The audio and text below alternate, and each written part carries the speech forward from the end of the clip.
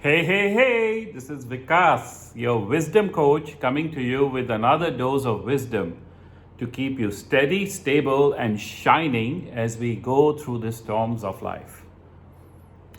Today, I have a beautiful story for you, something that impacted me very deeply, and it's become a part of my life and my habits, my behavior. This is a story of a farmer in the USA, and he was going through a famine. The entire country at that point of time was going through a very hard time, and the weather had changed, and all the farmers around him also, because he lived out in the countryside, all the farmers around him were also suffering.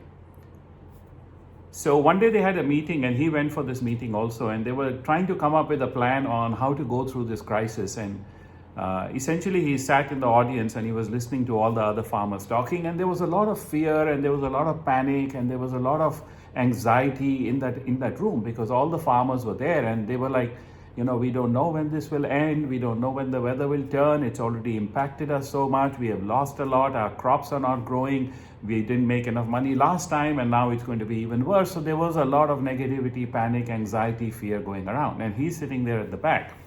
So at the end of this meeting, they give out sort of like guidelines to all the farmers, and the farmers' guidelines is, go home, save your crops, make sure you have enough savings of your seeds of your crops, and it's a bad time, so just plant the bare minimum that you can, and keep the rest for later.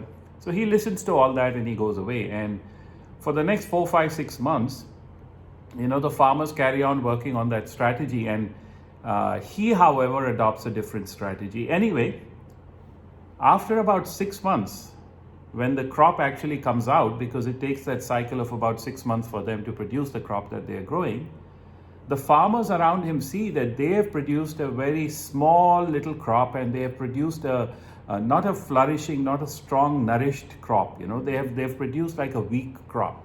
Whereas this one farmer has produced abundant crop. So they wonder, like, what the hell did he do?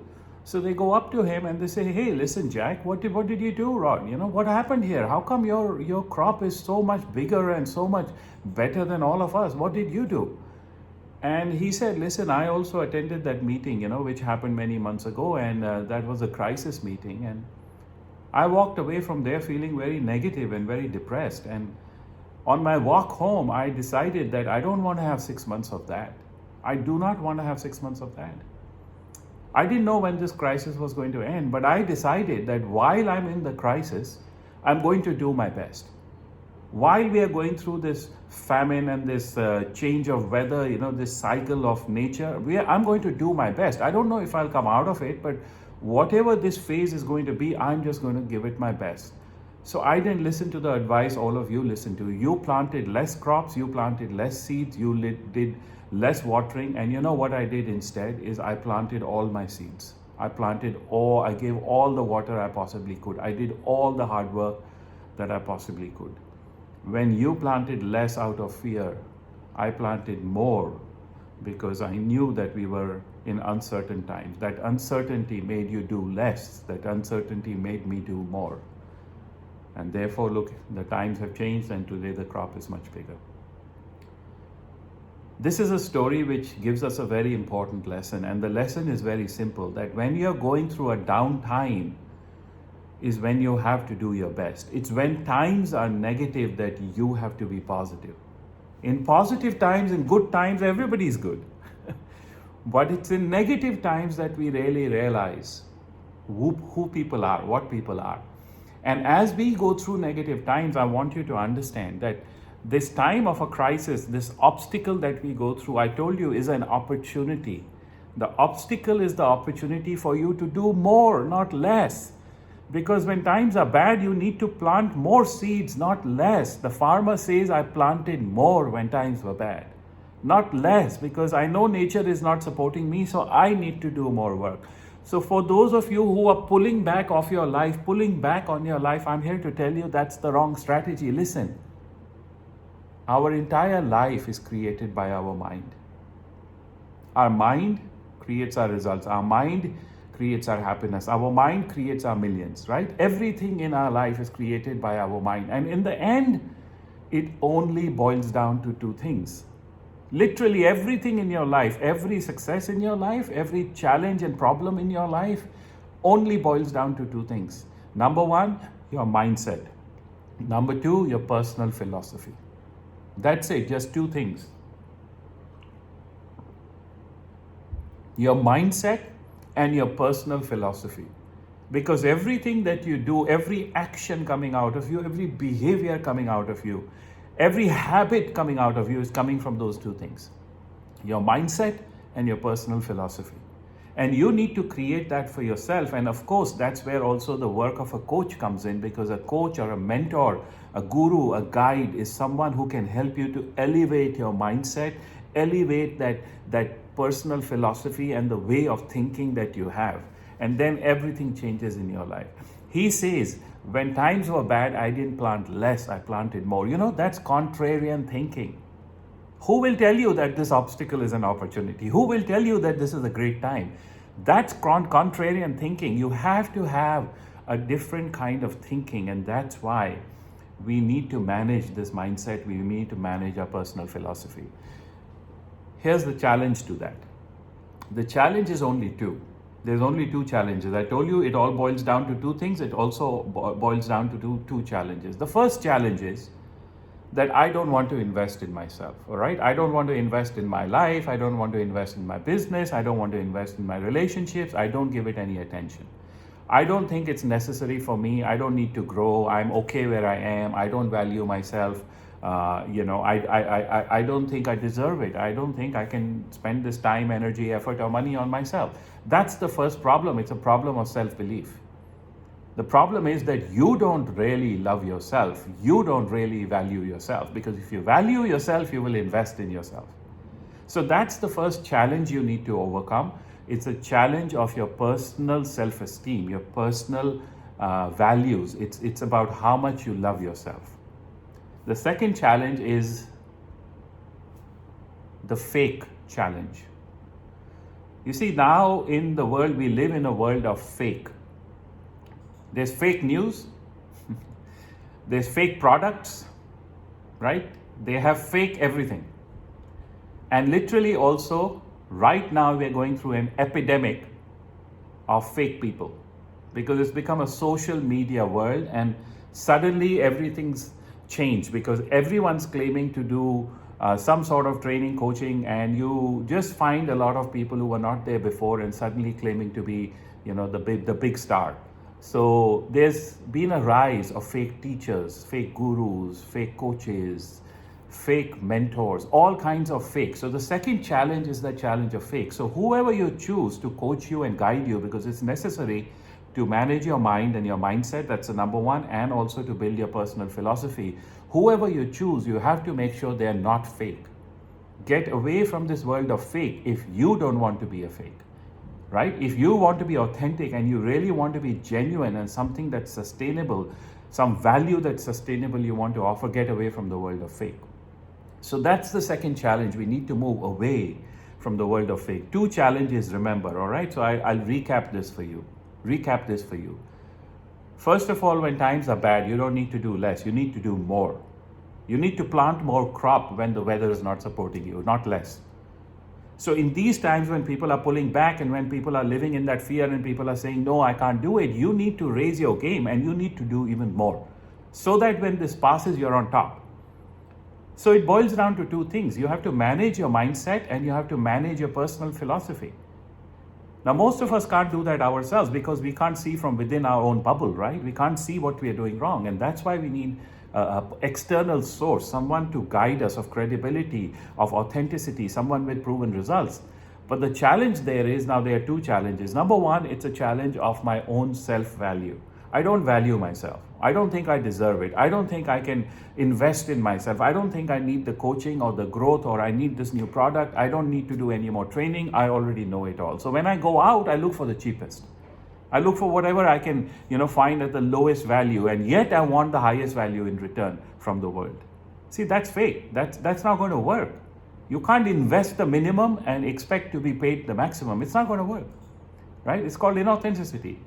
So the second challenge after that, once you become confident that I deserve this and I want to make myself grow, The second challenge is to find real people, coaches, mentors to train you, because we live in a world of fake. How do you create a different thinking if the thinking of the people who are coming to give you that new concept is also wrong? So you have to find real, authentic, genuine people, look at their credibility, look at their history, look at what students are saying, look at the people that they have coached, and if they have proven results time after time after time, they are the right people to guide you and coach you. So take action there. And listen, I did this for myself also. You know, when I was 14, I started on a journey to find the truth of life. I wanted to find out how to create success without stress. I wanted to find out how to create wisdom together with wealth, inner and outer wealth. Okay, so inner wealth is wisdom, outer wealth is all the dollars and cents in your life, all the external success. I wanted success without the stress. I wanted the wealth with the wisdom. And I went on a journey to find out what is the truth of life, what's the blueprint of life. And I looked for enlightened teachers to guide me. And when they taught me, and believe me, I met a lot of not good teachers along the way. I mean, bad teachers. And what I taught actually put me back 6 months, 1 year. What they taught me put me back 6 months, 1 year. And literally, I had to bring my life back on track again. That's also the negative impact of a wrong person in our lives, right? But I learned through it all, and I became better, and I realized the power of good teachers. And then the enlightened masters I met and what they taught me completely changed my life. At the age of 29, I had my own awakening, and that's when everything became clear. And I said, I'm going to spend my whole life giving this wisdom, showing people the wisdom strategies and the ways on how they can give minimum effort and get maximum result by following the formulas of life, the blueprint of life. You know, getting exponential results because we know the code, we know the secrets. And since then, I started SoulCentre. I walked away from the family business that I had become the CEO of, and I started SoulCentre. And since then, we have slowly grown, and now we are, represented around the world by our teachers, of the coaches who are trained by me, by the people I coach, and by all the wonderful books and videos and everything, the programs that we put out. So that's my journey also. I went in search of good teachers because I wanted to invest in myself. I spent 15 years and hundreds of thousands of dollars to learn from people and to grow myself. So I'm not asking you to do anything that I didn't do. But always remember, when times are bad, as they will be, then you need to do more. You don't need to pull back. Then you're living in a place of fear, and then life will only go downwards. So very interesting thing happened today, and I want to mention that too. I had a coaching session. I had 2 coaching sessions today earlier on, and one of them was with one of my clients in Australia. And I was so happy in that session because he gave me some really good news. A young man, wonderful young man called Paulo in Australia, who's one of my private clients, and I was coaching him, and he's been looking at a new position in his company. He's been with the company for a number of years, and now, the next step up. And we had put together a strategy for him to get that position, because of course there was a few people applying for that position, right? Any position above you, if you want a progression, is going to be with challenges, is going to be with competition. In life, there is competition. And in fact, it's going to increase after the post-COVID. So we had put into place a strategy, and this started a few months ago when that position became available. And then the COVID hit. And then, of course, everything was put on hold. And in one of my sessions with Paulo, we came to the understanding, and I told him, I said, look, we need to continue with our strategy. We don't back off, we don't backtrack, we need to keep pushing forward. When times are not so good, we need to do even more focused work. And so we continued with the strategy, and today in the session, Paulo gave me some really good news, and he said that he has been selected to take that next position. Out of all the others who had applied for it, his company has selected him for that succession, for that progression. He's been promoted. He's got that new position, which comes with a higher salary, more benefits, a much bigger package. So I was so happy that the wisdom works. The wisdom wins, even in negative times. And I was just so happy. I just wanted to share that with you. So the strategies that I'm teaching you: in bad times, be like the farmer who plants more. Effective, proven, genuine, authentic, tried and tested to be true. Use them, don't lose them. So I want to go into the questions today. Very nice questions to address. First one was very good. I was thinking of getting your meditation online program, but is it religious? Look, that's a really good question. And to give you a very clear and honest answer, meditation, when you learn it correctly, you realize that meditation is not religious at all. At all. It has nothing to do with religion. It has only something to do with your mind and the training of this mind. Because everything in your life is created through your mind. You've heard it from me 100 times. Your mind makes your life, your mind makes your results, your mind makes your relationships, your mind makes your millions. So your mind is the start of everything in your life. So meditation is the training of the mind. Understanding the mind, training the mind, and mastering the mind. 3 parts of meditation. Now, it's not religious at all, but if you get a wrong teacher or you're learning it in a wrong way from a wrong school, then of course they might give you a religious flavor to it, a religious color to it, right? And that's also why it goes wrong for a lot of people. But when you learn it the correct way, it is completely non-religious. In fact, it is scientific, it's structured, it's very simple to understand, doesn't take a long time to do, you can see benefits right away. So try the online program. I encourage you to do the online meditation program with me, and you'll find it is 0% religious. But if you have a mind, it will benefit you massively, massively, massively. Okay, so it's really good for you. Try it. Meditation in the correct form is not religious at all. Second question. How do I get ready to thrive for a post-COVID world? How do I get ready to thrive for a post-COVID world? Really good question, and there was a similar question earlier than this, and I answered that. But let me give you some simple tips, okay? The post-COVID world is a world that's going to be a different world. It's going to be a different world, right? Things will change. They will have to change. Practically, things will change on the ground level, but also internally for people, the mindsets, the belief systems will begin to change. So as a result of all this world is going to become a more competitive world. Okay, because there will be a lot more people wanting to earn money again because people have lost money. There will be a lot more people wanting to go out and find jobs again and to do whatever it is that we need to do. There will be differences in the way companies work. There will be differences in the way people work, and it will become a more digital world. What does that mean? That means that unless you have a specialization, you are going to be competing on a global scale. Because what does digitalization do? It helps you to be accessible globally. I mean, look at these videos. They are being watched all over the world. From Turkey to USA, to UK, to Netherlands, to Romania, to Singapore, to Malaysia, to India, everybody's watching this. And I'm sitting here in my home in Singapore and transmitting this wisdom to the whole world. Isn't that phenomenal? But it also means that there's going to be more competition for whatever you do. So unless you have specialization, unless you have differentiation, it's going to become a challenging world. Unless you have a proven model and you have a support system to walk this path, it's going to become challenging for you.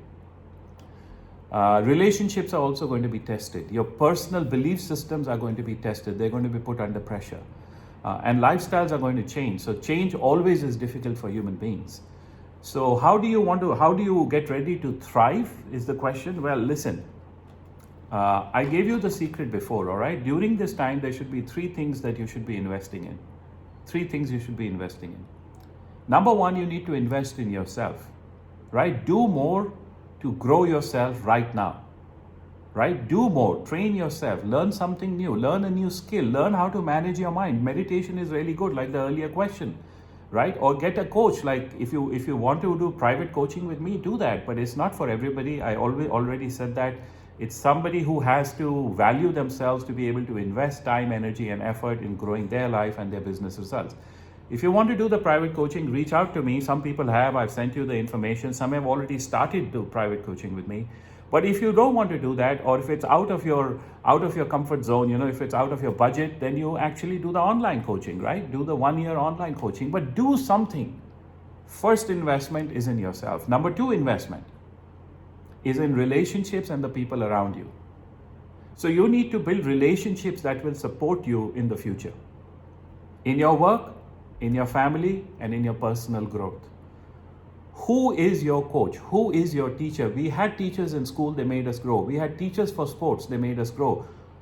After we left university, after we got married, after we started families, after we got a job, most people stop learning, stop growing. They think they don't need teachers. But we always need good coaches and teachers. Who's on your team? Who's here to support you? Who's here to push you forward? Who is here to make you shine? Build those relationships now. Personal and professional relationships is what you should build now. The third investment that you need to make, the third investment is in learning skills for your future. Skills that will help you to pay the bills. And even learning how to manage your mind is one of the key skills that will pay your bills. There is no greater skill to learn than to manage your mind, because mind makes your millions, remember.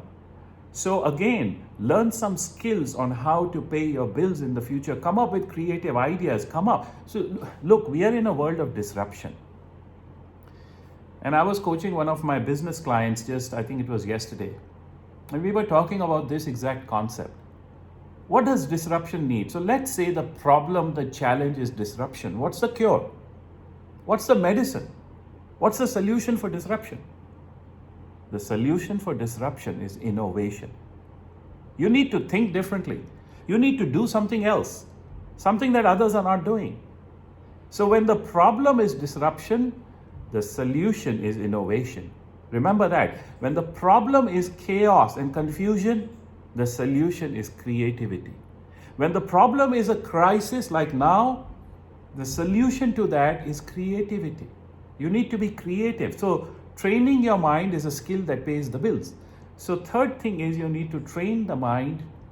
You need to find other skills that will help you to pay the bills. And that's how you should be growing and using this time. This is a great opportunity. Don't lose it. Use it. Third question, and the last one for today. You were talking about having personal mantras that we can use, and you suggested a few. Can you tell me one more or a few more? Suggest a few more personal mantras. Okay. Listen, let me give you one of my own personal mantras, okay? And this is a beautiful one, and I don't lay claim to it. It's free, so everybody can use it. But it's a mantra that comes from World War II. World War II. And it comes from the British. The British forces were being decimated. The population was being hit very hard. The bomb raids carried on every day, and they were being pounded really. And at that point of time, the leadership realized that our population needs a mantra, needs a motto, something to believe in, needs a call, right? Like a war cry, something to believe in. And they needed to give something that people could understand and people could remember and people could apply. So they came up with a beautiful line, and it has stayed alive since World War II. It's one of my personal mantras. In fact, I think it's become immortal because I teach it to everyone that I meet and everyone that I coach. What is this personal mantra? Keep calm and carry on. It's a very deep mantra. Let me repeat it. Keep calm and carry on.